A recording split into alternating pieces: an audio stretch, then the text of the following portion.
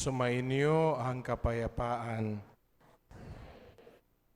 Parang inaantok kayo, ha? Sumainyo ang kapayapaan. Palakpakan natin ang Diyos ng malakas. Totoo lang, sa maghapong ulan, nakakaantok talaga at nakakatamad. Amen? Talaga, ha? Kayo ba mga pare, tinatamad din kayo? Hindi? Wow. Nasa misa, sinungaling pa kayo, ha?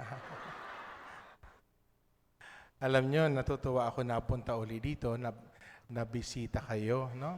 At siyempre, madalaw ang mahal na ina. I was here 25 years ago, no? Nung una 25 years ago ba, Herbert? Hindi ko alam. 2000, no? 2000? I think 25 years ago, no? Noon ito yung una kong parokya, no? Una kong parokya. At hindi pa naususundan hanggang ngayon. Baka masundan na. Baka pagkatapos na magkaroon ako ng pangalawang parokya. No? Mahal na ina, baka pwede na rin. No? So, 3 bagay po ang nais kong ibahagi sa inyo. Pero bago yan, sabihin nyo sa katabi nyo, hindi ka ipapahamak ni Lord. Sabihin nyo, hindi. Naniniwala kayo doon? Yes or no? Kaya maganda yung kwento, ha? Kwento ng Ebanghelyo. Kwento ng Ebanghelyo, sumakay sa bangka. Alam nyo, sa anumang sasakyan na kung saan ikaw ay tutungo, siguraduhin mo nakasama mo si Lord. Amen? Amen. Do not take the risk. Huwag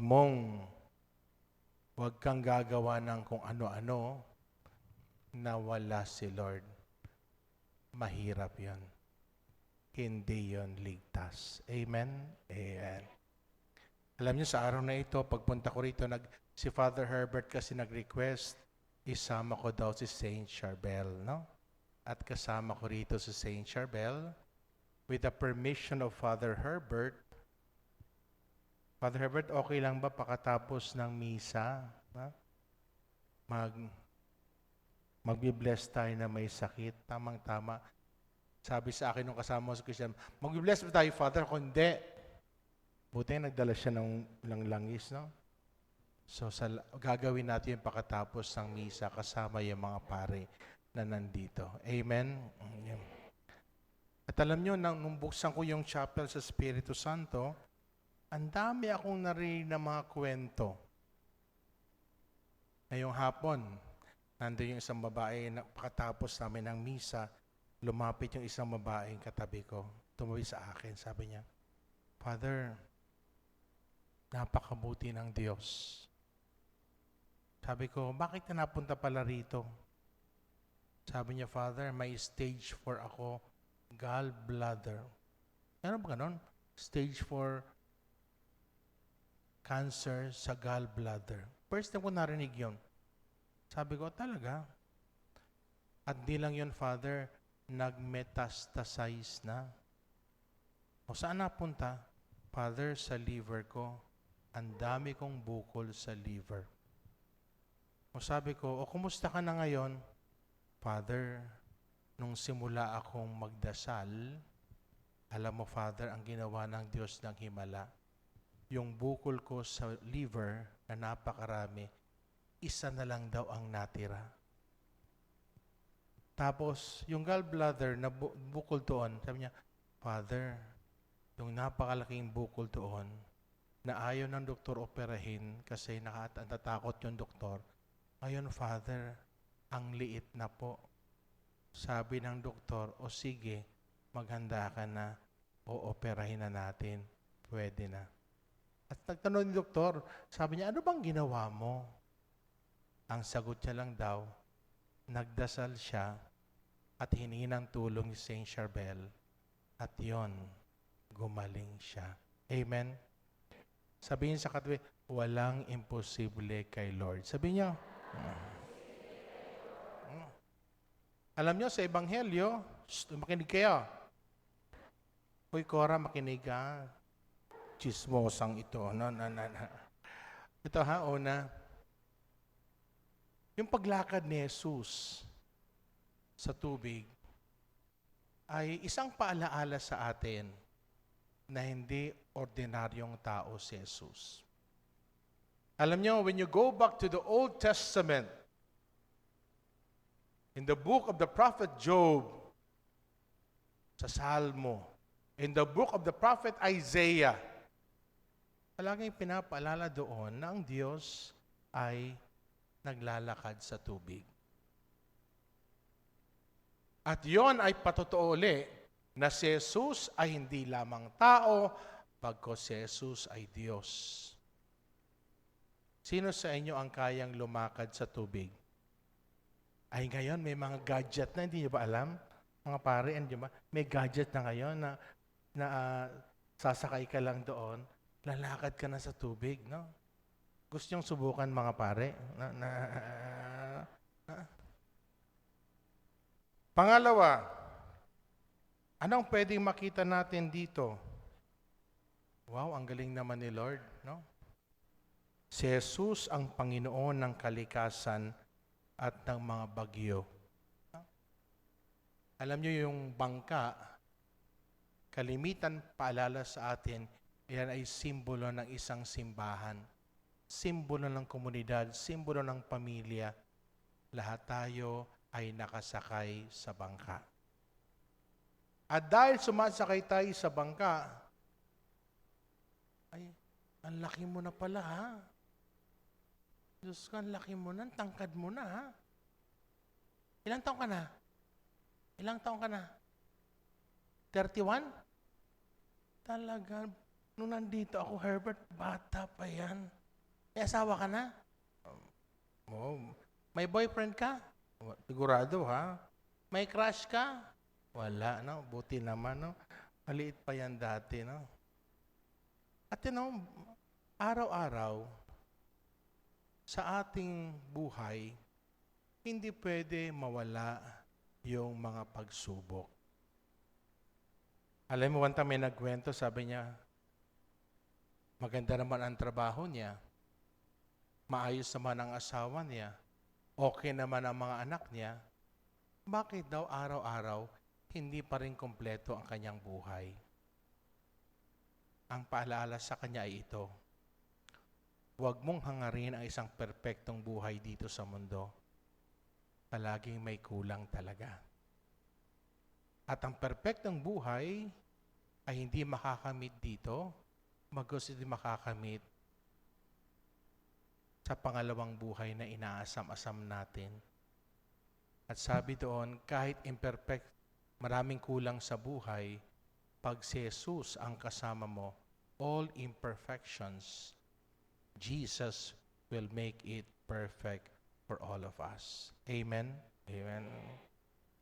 Kakatuwa kayo dito sa Peña, no? Daming kinakalakal si Father Herbert, no? Kakaiba to, oh. Merong mga duster, mga pangbinyag, no? Nakakatuwa. Very enterprising. Nakakatuwa yun. Tutuwa ako doon. Na alam natin na kinakailangan nating suporta. Suportahan ang bawat isa para magpatuloy ang misyon ng simbahan. Amen? Amen. Sumusuporta ba kayo doon? Yes or no? Yeah. Pangatlo, sa mga bagyo na dumarating sa buhay natin, huwag natin ituon ang ating mga mata sa mga bagyong yaon. Ituon natin ang ating mata kay Jesus. Kaya nga, I like the gospel reading today. Isang napakagandang panalangin. Sabi, Lord, save me. Sabi nyo nga, Lord, save me. Ganun na. Yan ay napakagandang panalangin. Sa panalangin na yan, tatlong bagay ang pinapaalala sa atin. Una, yung salitang trust. Yung buong-buong pagtitiwala sa Diyos. Sabi nyo, buong-buong pagtitiwala sa Diyos. Sabi nyo,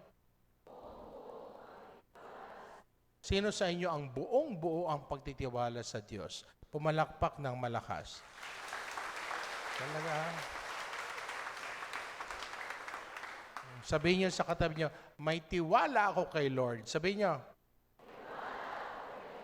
Sabihin niyo, sa'yo, wala. Totoo yun. Tumatawa kayo, pero totoo yun, di ba? Ang tao, pabago-bago, sala sa lamig, sala sa init. Okay ngayon, bukas hindi. Di ba? Alam niyo yon, yes or no? Pagkaharap mo, nakangiti. Pag nakatalikod, nagre-reklamo. Di ba? Siguro, pagkaharap niyo si Father Herbert, okay ng oo. Pag nakatalikod, nagre-reklamo kayo. Totoo ba yon? Yes or no? Ay, Father, umamin, ha? Kayo, ha? Ano? Alam, yung buong-buong pagtitiwala. Yung buong-buong pagtitiwala.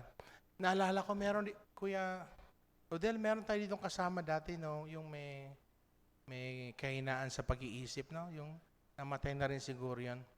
Paggabi, magmimisa sa barangay, nakasalubong sa akin dyan sa labas. No? Tapos doon sa may plaza, sabi niya, saan ka, Father, pupunta? Sabi ko, wow. Kung magmimisa. Sabi niya, huwag ka mambababae, ha? Sabi sa akin. Sino yun? Kuya Rodel? Namatay na siguro yun, no? Naalala ko siya. May konti siyang, naalala ko siya sa ipagdasal natin. Ay, nasa langit na yun. Siguro nginingitian ako noon. Tapos, next time naman, dumaan naman ako doon. Diyan palagi padaan. Ang daan kasi dito, palagi dadaan sa plaza, papuntang barangay, pupunta ka doon sa kabila, tatawid ka palagi ba? Father, saan ka naman pupunta? Sabi ko, bakit na naman? Magmimisa ako. Sabi niya, huwag ka mamlalalaki. Sabi sa akin.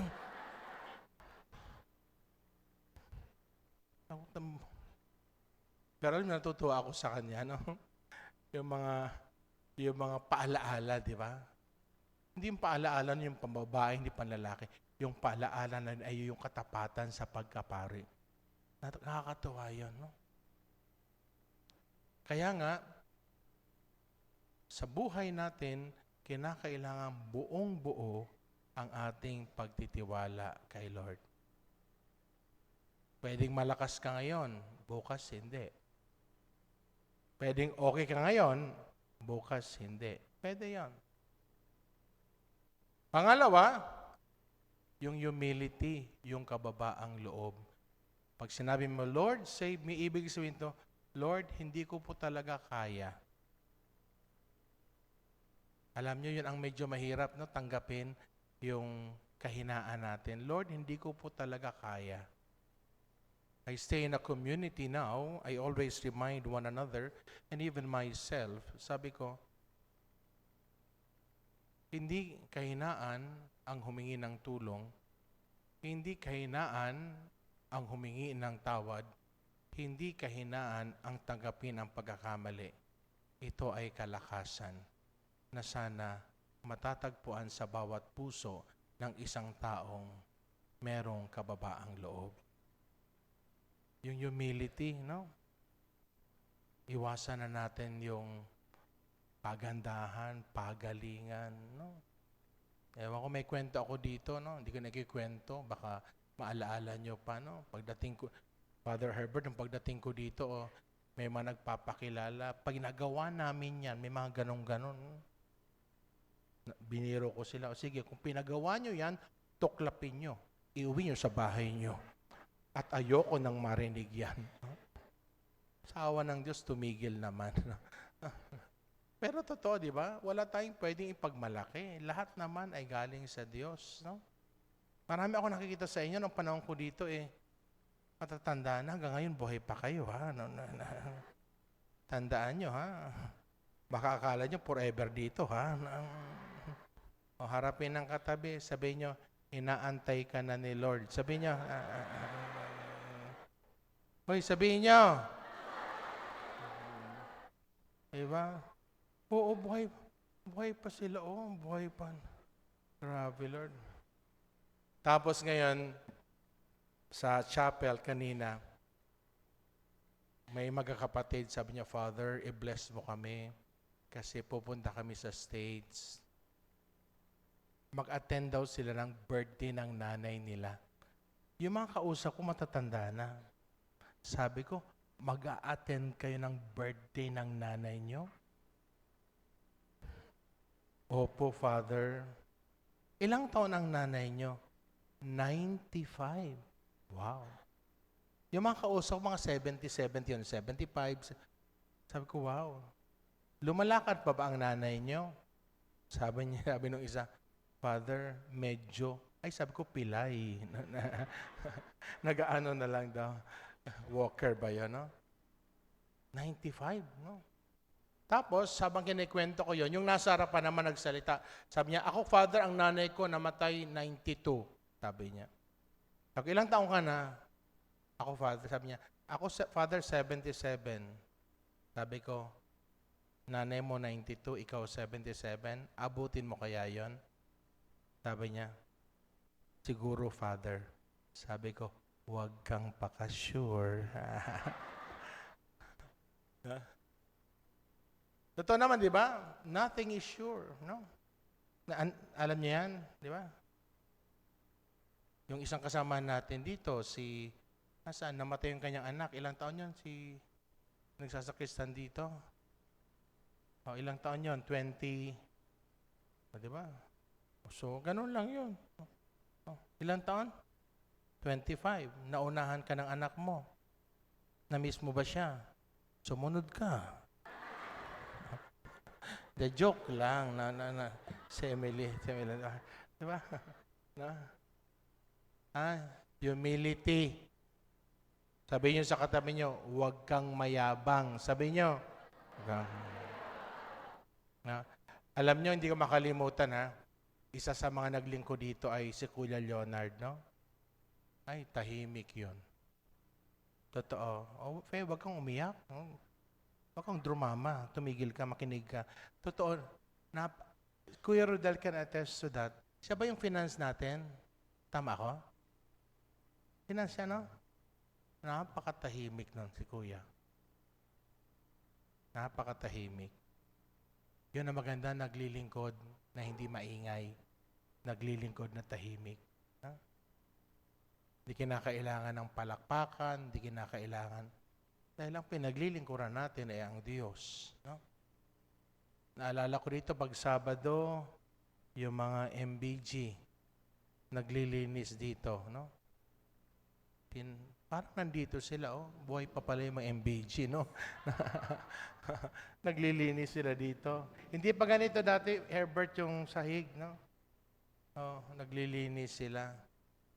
Pag Sabado, sabi ko, napaka-pribilehiyo ninyo, nakakapaglinis kayo at nakakalapit kayo sa tabernakulo.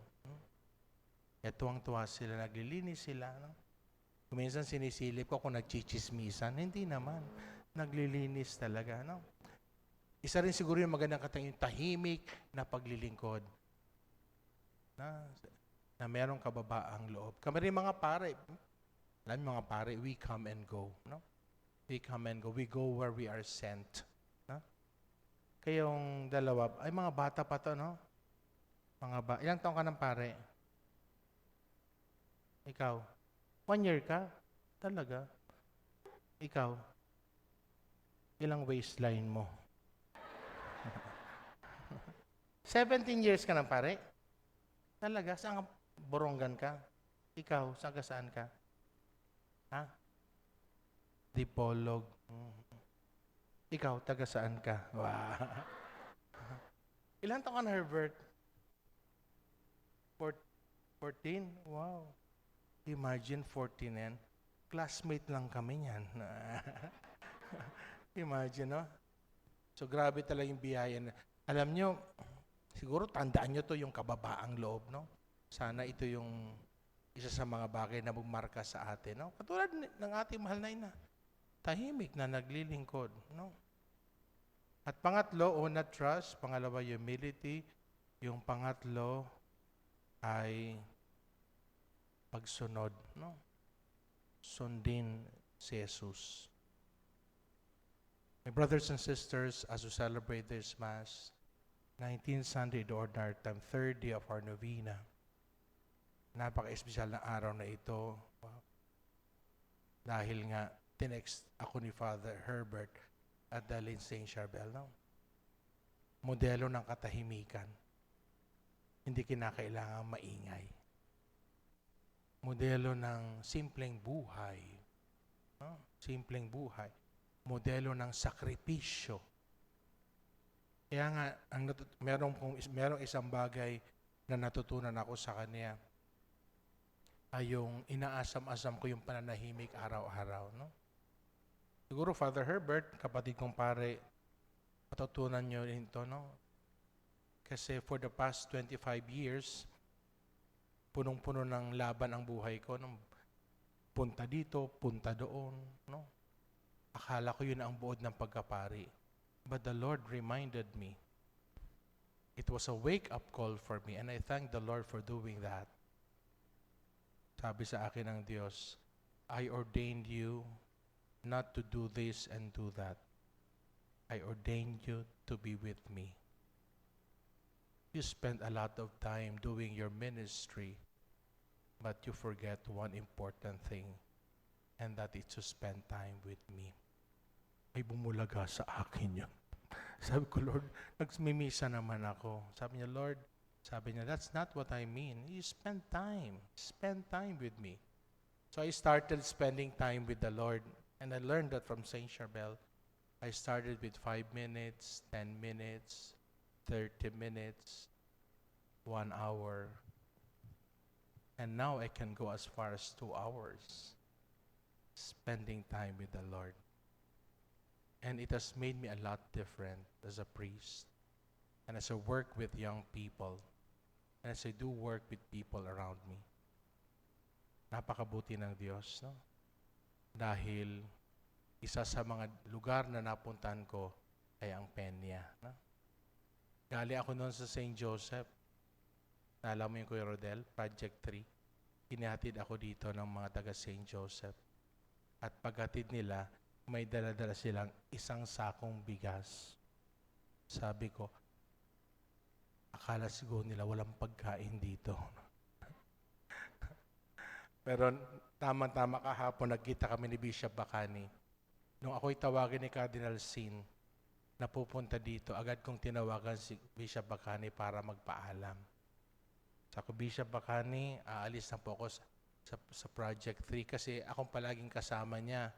Naging deacon ako kasama niya sa area. Sabi niya, saan ka naman pupunta? Sabi ko, tinawagan po ako ng kardinal. Pinapapunta na po ako sa Peña. Sabi na akin ni Bishop Bacani, ay alam ko yan. Sabi niya, ay alam ko yan. Ingat ka dyan. Sabi sa akin.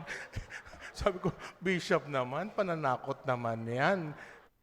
Sabi niya, ay hindi, mababait naman mga tao doon. So, pero naalala ko yung unang siniltahan sa akin, ingat ka dyan. Kasi naasay siya ng matagal dito sa Paco. No? So, lahat ay nangyari, lahat ay naging maayos dahil buo ang pagtitiwala sa Diyos. No? So, sa araw na ito, no? Ulit-ulitin natin bago matulog, Lord, save me. Lord, save me. It reminds us of trust, humility, and obedience to Him. And that's what the Blessed Mother did. That's what Saint Charbel did as well in his life. Kaya pagkatapos ng misa, magkakaroon tayo ng blessing of the sick. Lahat kayo, pumila. Lahat ng mga pari. And we thank the Lord for this opportunity and great blessing for all of us. Our Lady of Peña Francia, pray for us. Saint Charbel, pray for us. At nabigla ako ngayong gabi. I was expecting a Tagalog Mass. Sabi ko, wow, iba na ang Peña. International na. Kaya nung nakita ko, sabi ko, tamang nakikita ko, akala ko naduduling ako. So, English. Sabi ko, wow. iba na talaga ang Peña. Pang-international na, wa? Kasi di ba lahat ng misa natin dito Tagalog, no? Tagalog. Nag-English mas na kayo palagay dito? Are there foreigners around? Parang kanina din sa chapel, may lumapit sa akin. Sabi niya, Father, i-bless mo tong pamangkin ko. Dalagita, ha? Ang ganda-ganda. Sabi ko, bakit po? Hindi nakakalulon ng solid food. Sabi ko, talaga? Sabi ko, napacheck upan niyo na. Kaya nga po siya, Father, dinala siya dito sa amin para pa-check upan. Sabi ko, kinausap ko yung bata. Sabi ko, hindi ka nakakalulon. Sabi nung tiyahin, Father, hindi po siya nakakaintindi ng Tagalog. English po siya. Sabi ko, English only pala. Sabi ko, are not able to swallow? Sabi niya, no. Pag-pray natin siya, ha? 15 years old. Dinala dito sa Pilipinas, bukas ata mag-check up siya. Imagine, hindi siya nakakalulon. Ang kinakain niya lang palagi ay liquid. No? Sabi ng tihaing Lucerna. So I prayed over her, and please, I remember her today, and please include her also in our prayer.